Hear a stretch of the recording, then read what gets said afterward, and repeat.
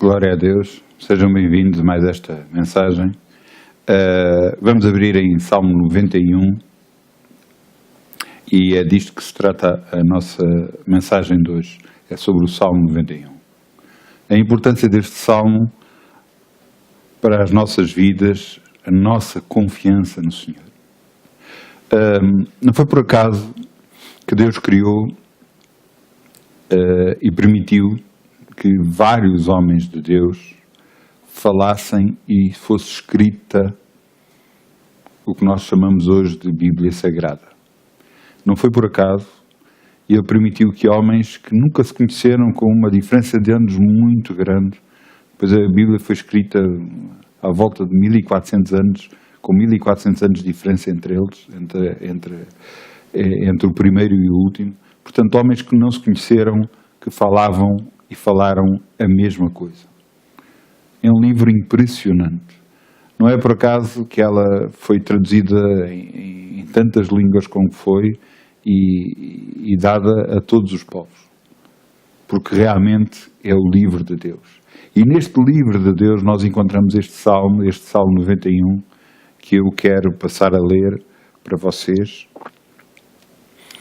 E começando no 1, aquele que habita nos esconderijos do Altíssimo, acima do Omnipotente descansará. É importante nós lermos a palavra de Deus lá não como algo, como um livro normal. Todos nós comemos, e graças a Deus que o fazemos, porque é assim que nos alimentamos, que mantemos o nosso corpo saudável e que nos podemos movimentar. Da mesma forma, a Bíblia tem de ser comida, digerida. Porquê? Porque você tem que ler e pensar sobre aquilo que leu. Se você não o fizer, vai perder o suco, o que tem de bom. Vai perder o melhor que Deus tem para nós. Diz aqui, este salmo é conhecido, antes de eu voltar a ler, como um salmo de proteção, a proteção de Deus para connosco. Mas tem condicionantes para que essa proteção possa acontecer. E diz aqui no Salmo 91, aquele que habita nos esconderijos do Altíssimo, à sombra do Omnipotente descansará. Então, nós temos que habitar nos esconderijos do Altíssimo. Senão, não temos a proteção dele. Então, aquilo que habita não é aquilo que apenas visita de vez em quando, nem é aquilo que constantemente está lá, constantemente busca a Deus, constantemente está com Deus. Então é esse, Deus diz, que à sombra dele descansará. É diferente daquilo que vai lá só de vez em quando, pois esse torna-se um visitante e não um habitante. No versículo 2, direi do Senhor, Ele é o meu Deus, o meu refúgio, a minha fortaleza, nele eu confio, só depois de sermos habitantes da casa de Deus. Porque Ele livrará do laço passarinheiro da peste silenciosa, Ele cobrirá com as suas penas e debaixo das suas asas estará seguro, a sua verdade é escudo, é broquel. Nós temos que ver que a palavra de Deus é para nós um escudo, uma proteção. Nós muitas vezes somos assaltados com dúvidas. Dúvida que isto vai acontecer, que aquilo vai acontecer. Dúvida que Deus vai responder àquela ou à outra oração. Dúvidas se nós realmente existimos para Deus.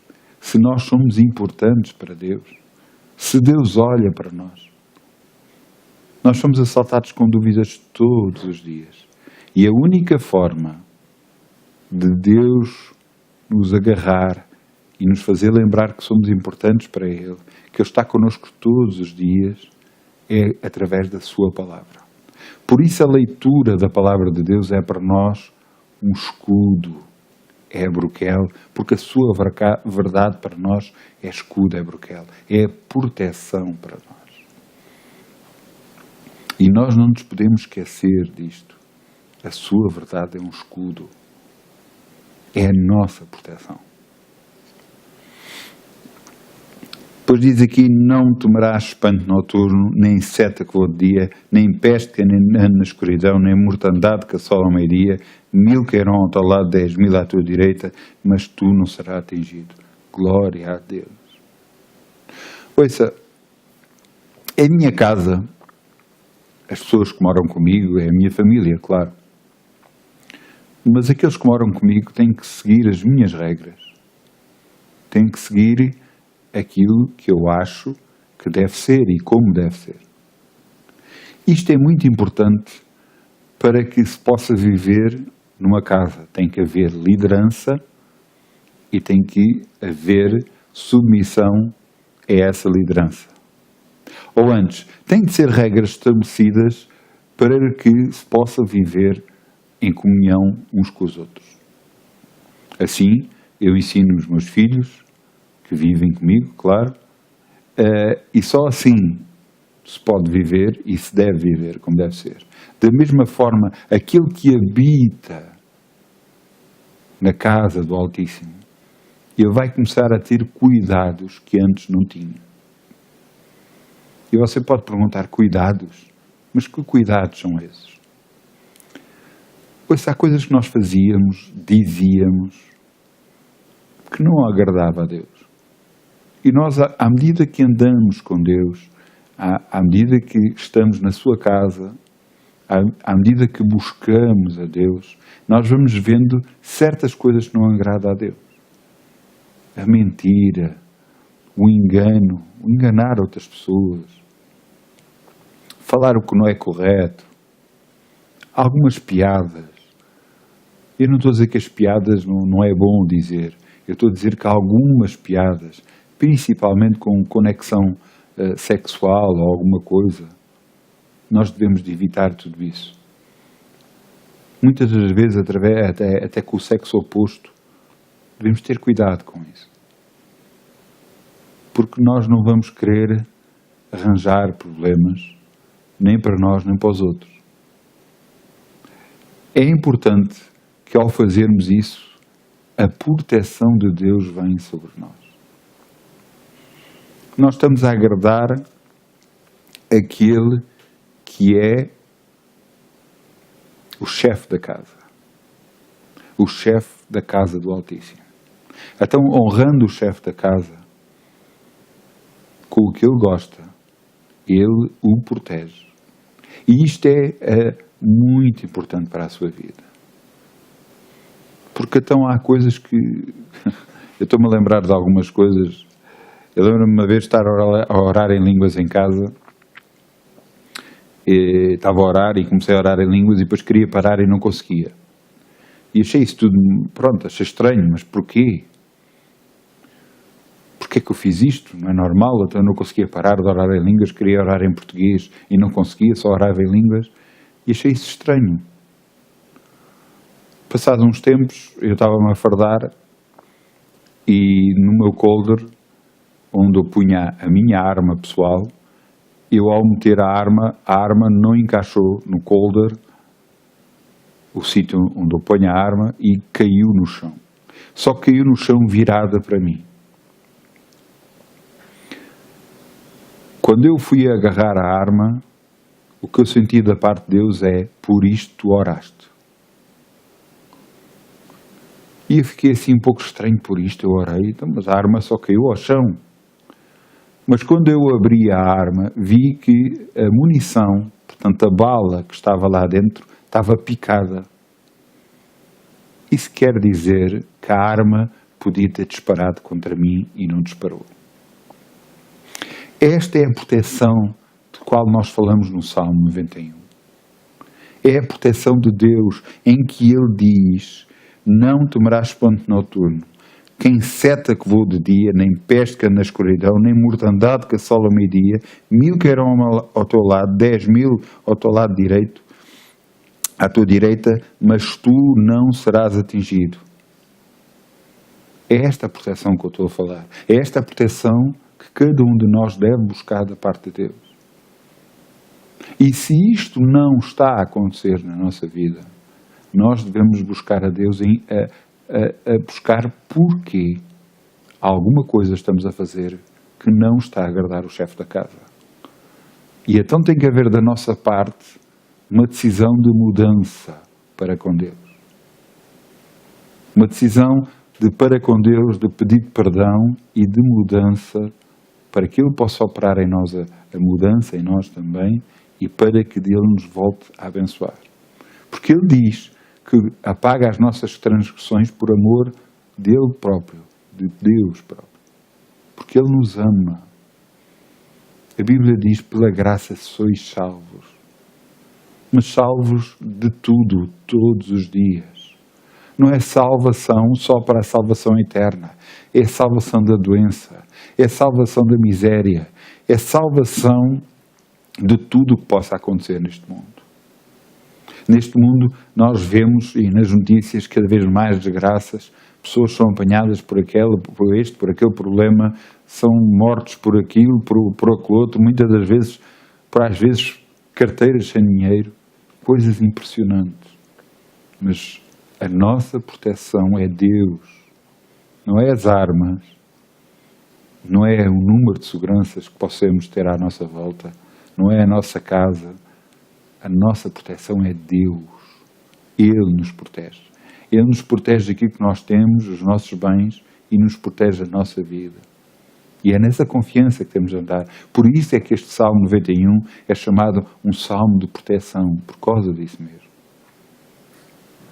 Nós temos que entender que Deus quer tudo de bom para nós. Ele nos ama. E quando Ele nos diz nos ama, ama e nos quer proteger. Mas para isso temos que habitar na sua casa, buscar as suas regras.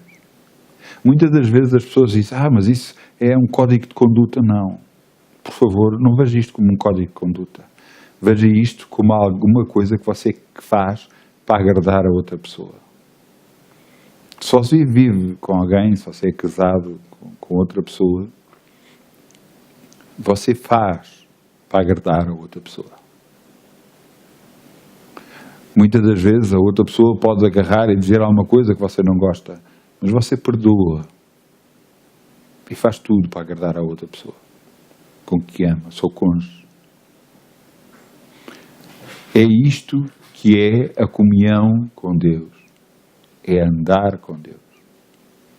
E andar com Deus é algo que devemos fazer de coração.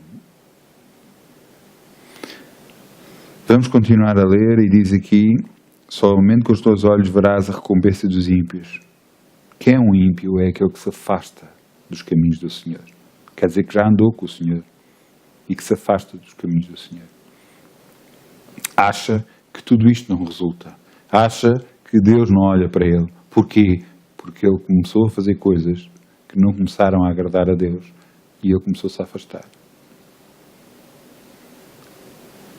Deus sabe até que ponto é que vamos. Nós, quer dizer, para agradar a Deus, nós não conseguimos estar todos certinhos. Isso é impossível. Eu lembro-me quando eu aceitei Jesus e comecei a frequentar a igreja, havia coisas que eu fazia na altura que não achava que era errado, que depois, mais tarde, eu vi que estava errado.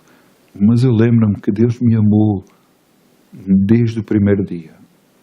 Mesmo quando eu fazia coisas erradas, Ele me desculpava, porque eu não sabia o que era certo e o que era errado.